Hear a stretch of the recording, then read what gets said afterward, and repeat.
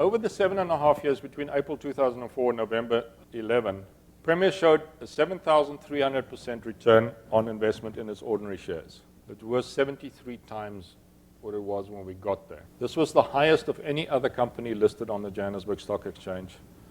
And keep in mind that this is not a startup company. This is a 160-year-old staple food company. So if we didn't get it out of sales, where did it come from?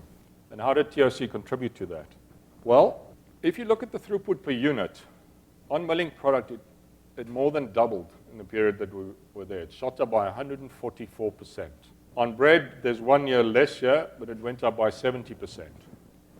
So where did that come from? Those bubbles are individual clients.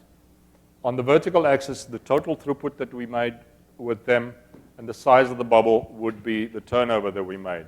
We analyzed these figures, and over there sits a very profitable client, and we focused on them and figured out how we could do more business with them.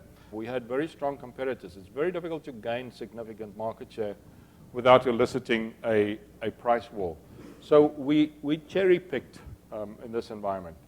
This was one way. The second, we built a global optimization software to which we could explain our entire supply chain. We asked a very simple question. We said, where do we mill what, for whom, and how do we get it to them?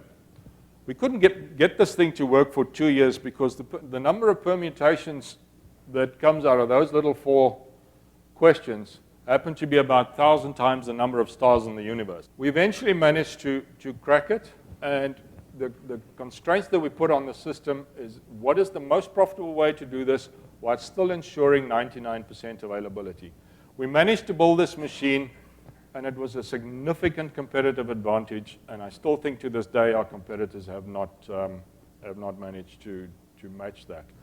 Alan and Goldratt Research Labs have a very good simulation model that does exactly that.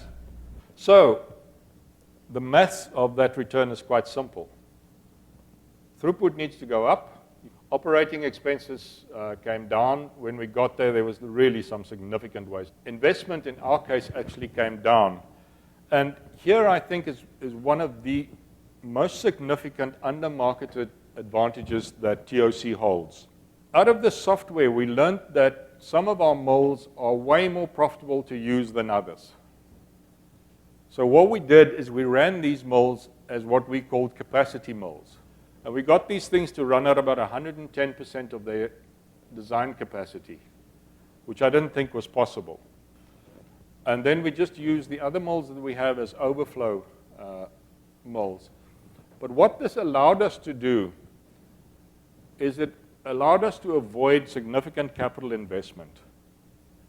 And CapEx is a cancer. For me, CapEx is a failure of imagination. You start building stuff when you can't figure out how to use that which you've got well. We learned how to do that.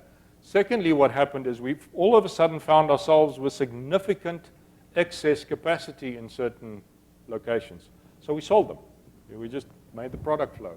Return on equity, therefore, is equal to return on capital, which you know, times leverage.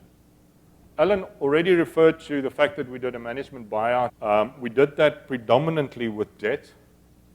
We were fairly confident that we could make this company perform, so we were not scared of the debt. So it's fairly simple. We combined operational leverage and financial leverage, and that's what drove the value for us.